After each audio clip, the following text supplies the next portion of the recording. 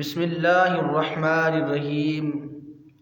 الصلاۃ والسلام علیک یا سیدی یا رسول اللہ وعلی آلک وصحبک یا سیدی یا حبیب اللہ۔ جیسا کہ آپ حضرات کو معلوم ہے کہ رمضان المبارک کی آمد ہے، استقبال رمضان الحوالی سے میں ایک پیغام قوم تک پہنچانا چاہتا ہوں۔ اللہ رب العزت کا لاکھ لاکھ شکر ہے، کروڑ ہا کروڑ شکر ہے کہ اس نے ہمیں رمضان المبارک کی نعمت سے سرفراز فرمایا اور پھر ہمیں اپنی زندگی میں رمضان المبارک کا مہینہ نصیب ہوا۔ ہم خوش قسمت ہیں اور اس نعمت سے محروم نہیں رہنا چاہیے، بلکہ اس سے فائدہ اٹھانا چاہیے جتنا ہو سکے۔ رمضان المبارک کے روزے رکھنے چاہیے اور ادب و احترام کرنا چاہیے۔ رمضان المبارک کے فیضان اور برکات کے کیا کہنے ہیں۔ رمضان المبارک کی ہر گھڑی، ہر لمحہ، ہر لحظہ اللہ تعالیٰ کی رحمت سے بھرا ہوا ہے۔ کوئی ایسی گھڑی نہیں ہے رمضان المبارک کی جو اللہ تعالیٰ کی رحمت سے خالی ہو، بلکہ ہر گھڑی اللہ کی رحمت سے پر ہے۔ اور یہ ایسا مہینہ ہے رمضان المبارک کا، اس میں اجر و ثواب بڑھ جاتا ہے۔ یعنی ہم جو نفل پڑھتے ہیں اور مہینوں میں تو 2 نفل پڑھتے ہیں تو 2 نفلوں کا ثواب بھی ملتا ہے، لیکن رمضان المبارک کی جو برکات ہیں، جو فیضان ہے، اگر ہم رمضان المبارک میں 2 رکعت نماز نفل پڑھتے ہیں تو پھر اس کا نامہ اعمال میں جو ثواب لکھا جاتا ہے 4 فرضوں کا برابر ثواب لکھا جاتا ہے، اور فرضوں کا ثواب اس مہینہ میں بڑھا دیا جاتا ہے۔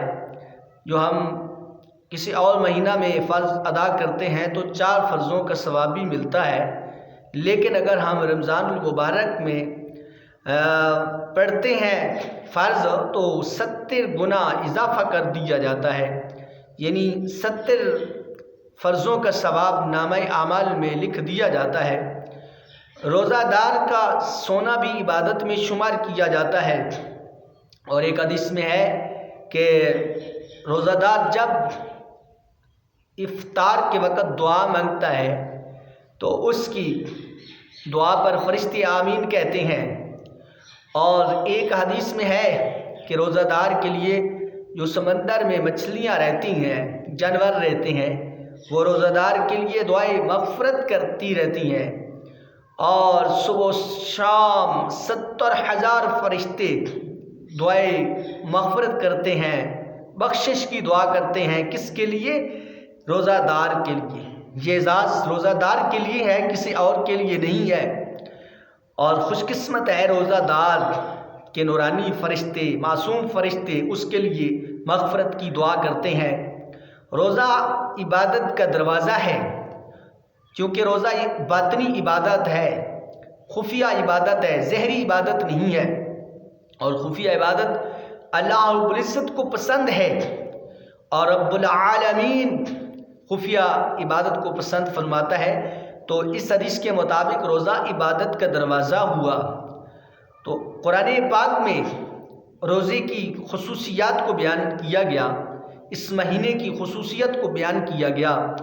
اس مہینے کی یہ خصوصیات ہے۔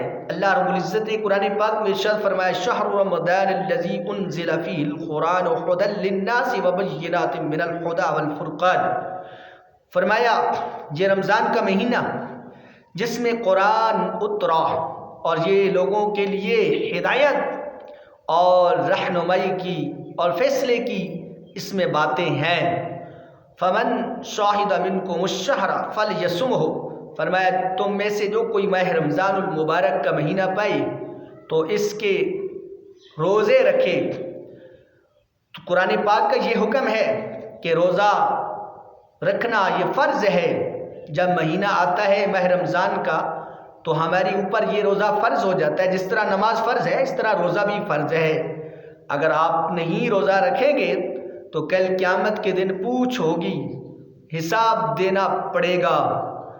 تو رمضان المبارک کی تعریف مفسر شہر حکیم الامت مفتی احمد یار خان نعیمی رحمۃ اللہ تعالی اور دیگر مفسرین لکھتے ہیں کہ رمضان رحمان کی طرح اللہ عز و جل کا نام ہے، کیونکہ اس مہینہ میں دن رات اللہ تعالیٰ کے کام ہوتے ہیں، اور اس لیے سے رمضان المبارک کا مہینہ کہا جاتا ہے، شہر رمضان کہا جاتا ہے.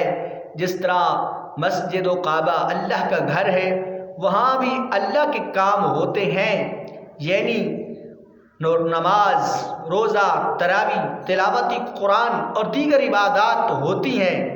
تو اس لیے رمضان المبارک میں بھی اللہ تعالیٰ کے کام ہوتے ہیں، نماز ہوتی ہے، تراویح ہوتی ہے، قرآن کی تلاوت کی جاتی ہے.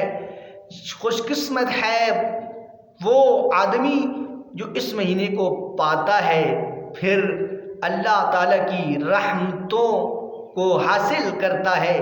دعا ہے کہ رب کائنات ہم سب کو رمضان المبارک کا ادب و احترام کرنے کی توفیق عطا فرمائے.